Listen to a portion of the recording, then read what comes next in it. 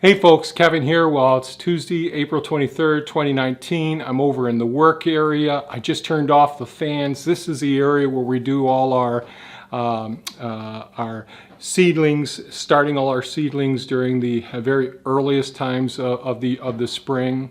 And this year we got started late. So to recap, some of the things we've done so far is we come over here and it's in the 40s to initially start out with. So we use some heat mats for the seedlings in here. We're using 72 cell trays, and I posted videos about this in the past. And we're using a soilless mixture, which is predominantly composed of peat moss and perlite. We do top some of the seeding flats with vermiculite as well. And then I posted a video around about April 2nd, probably, or 3rd, where we're using our vacuum seeder, which is really beneficial to get the seeds. If we want just one seed in each cell, it drops one seed in each cell. Works perfectly for what we're doing here. Really cuts down time and energy. It makes the whole process go so much more smoothly. Now, we've been getting our seeds from predominantly Johnny's Seeds for the last several years, and we've gotten seeds from Seeds Now, Baker Creek, various heirloom seed companies, a couple of private individuals. We picked up from the dollar store as well at times, some of the different seeds that are there. We've gotten it from M.I. Gardner in the past as well. So we've had quite a few seeds from different seed savers and seed distributors over the years.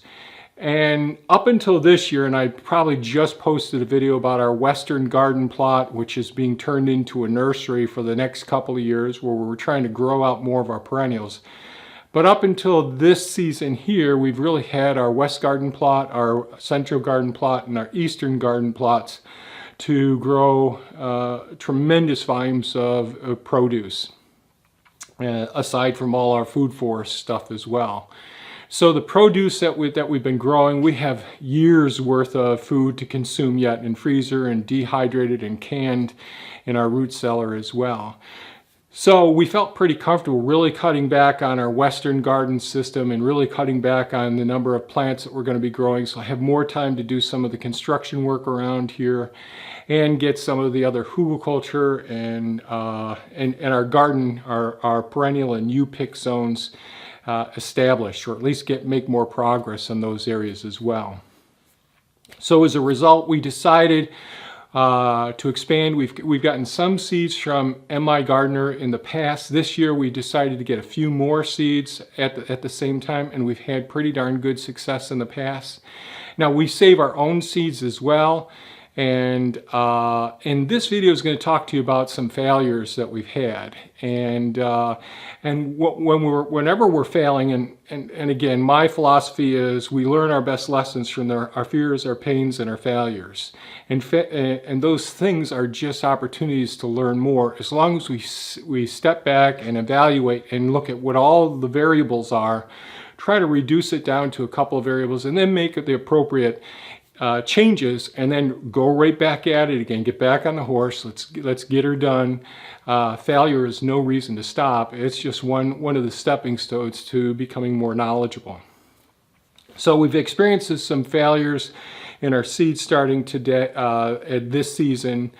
First failure was I should have started the seeds earlier. So that's the first failure that I had.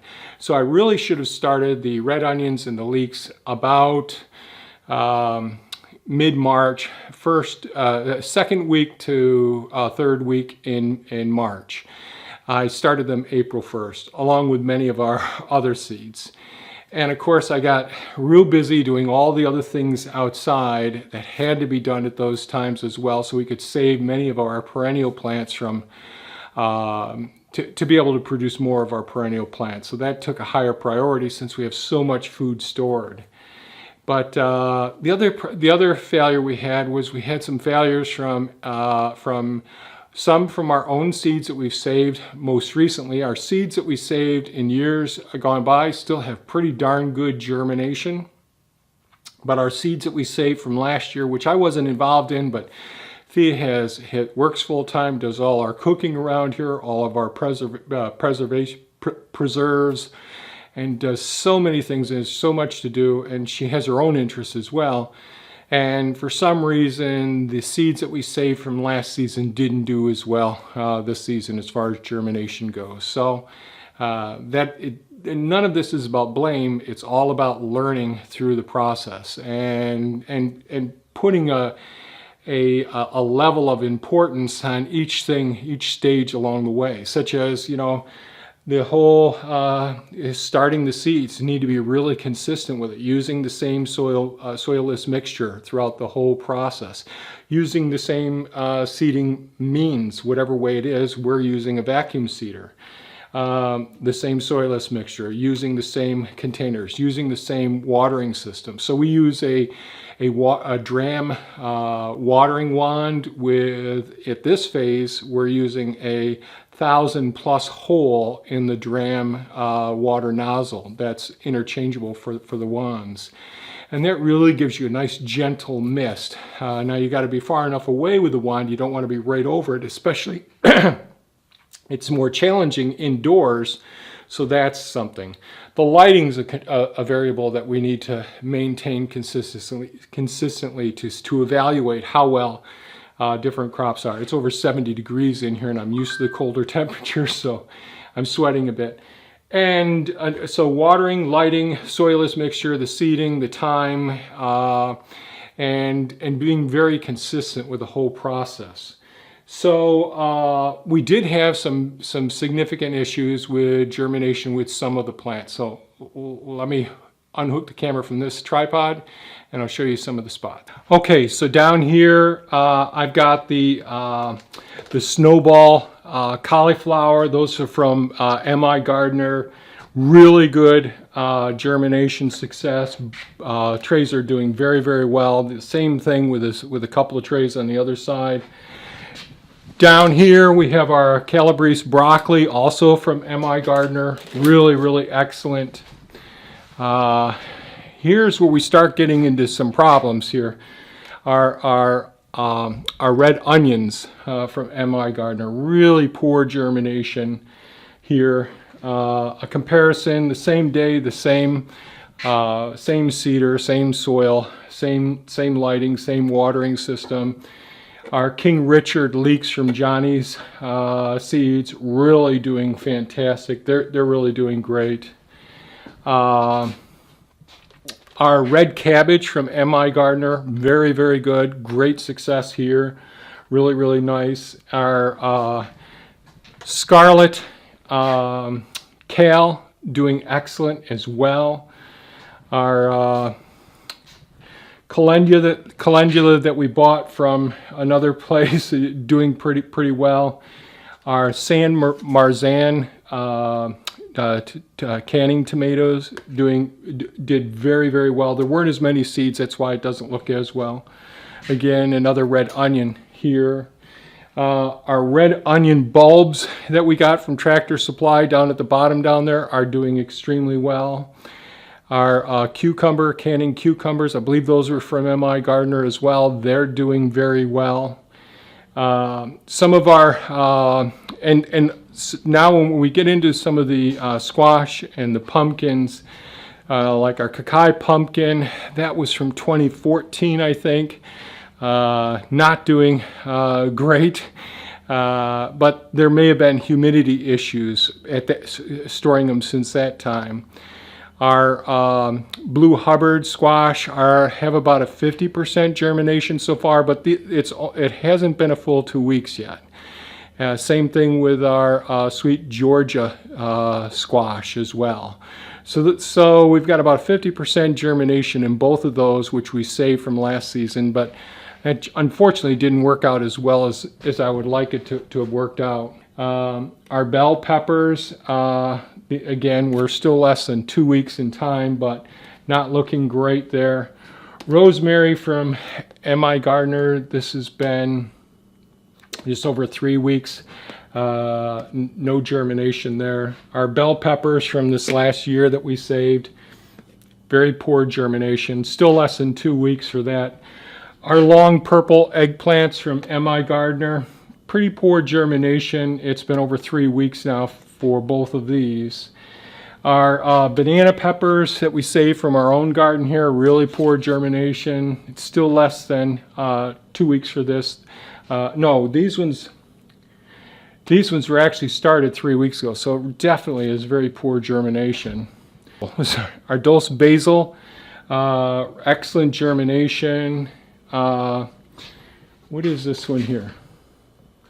Oh, our dark green Italian parsley, excellent germination. Now these ones were started later as well. So these are our slow bolt cilantro, doing pretty well, still less than 2 weeks. What do we have here? Our spinach, less than 2 weeks, pretty poor germination. And we have more banana peppers and some of our chili peppers that we did from our own seeds and all. Poor germination with those as well. Our kale, our curly kale, that's, I don't know, probably 4 or 5 years old now since saving the seeds. And they'd had variable humidity because I moved them from refrigeration and all, even though they were in canned settings. The desiccants, I suspect, started to become somewhat saturated. So they probably didn't do as well. But we got at least an 80% germination with those. More of the cauliflower from M.I. Gardner, still doing great. And our broccoli from M.I. Gardner's really doing great. Sweet potato slips, I already did a video on those. And we've also started, opened up the green lace wings. We've got those started in here because we do have aphids on our sweet potatoes. And the oregano is doing pretty darn well in here as well. That's from doing the divisions out in the western garden plot where the perennials are being kept this year. So the other variable that I forgot to mention because they're not on right now are two additional variables. One is airflow, air circulation. And we have 3 fans going 24 hours around the clock. They aren't blowing directly on the plants, but they're creating a nice air current. They're up pretty high, and they create an air current circulating around the whole system. And because the watering system that we use here isn't the most ideal for inside of a building, I have a dehydrator, a dehumidifier that we run as well to help control. So I just wanted to give you an update on how things are going here as far as seed starting goes. So number one, this isn't mission critical. We're in really good shape as far as all the plants that we have. There are many plants that are going to be direct seeded. And you know, so it's one of those things where I'm always trying to think about how do I share information like this. I don't ever want to poo-poo any systems. So in the past, I've had really good success with M.I. Gardner. I didn't have as great a success. Some of the seeds that he sent us, fantastic, absolutely wonderful, just like my experiences in the past. The red onions are near and dear to us because we use lots and lots of spices, and red onions are one of the big ones. And our growing days here are so short in Zone 5A that they're one of the ones that you don't have too much of a window of time to restarting it. Now, part of the first part of the problem is my fault. I didn't start my seeds for a couple of weeks. And if I had seen the slow germination and started them at the appropriate time for our location here, restarting other red onion seeds would have worked out.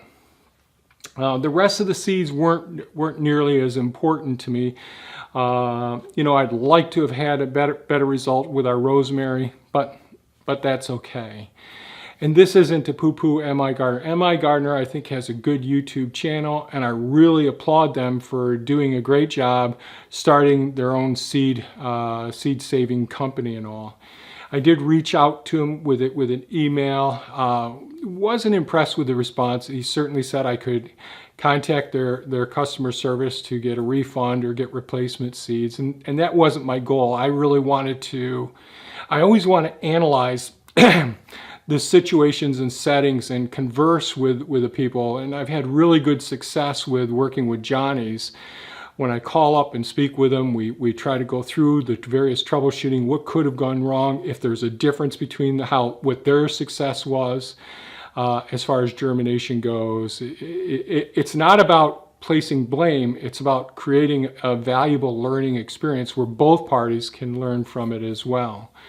So that's how I approach failures like this. And so unless things were to change in some way, I don't see myself really going back to MI Gardener, not because of the seeds not being successful, but because of not having that interaction that I really was hoping for. And I'd ask some specific questions where there weren't the responses. I think it was one of those responses, hey, we're a small business, we're struggling, and it's none of your business how we do things here. So anyways, this isn't to poo-poo them.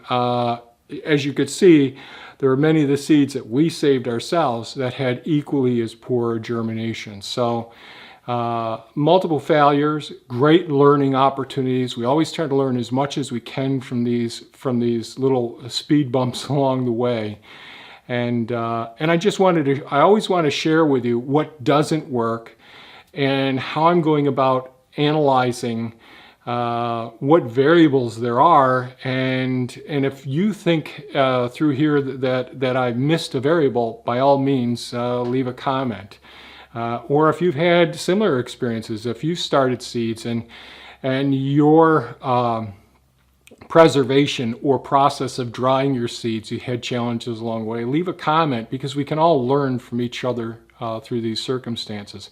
I'm always trying to improve our system year after year.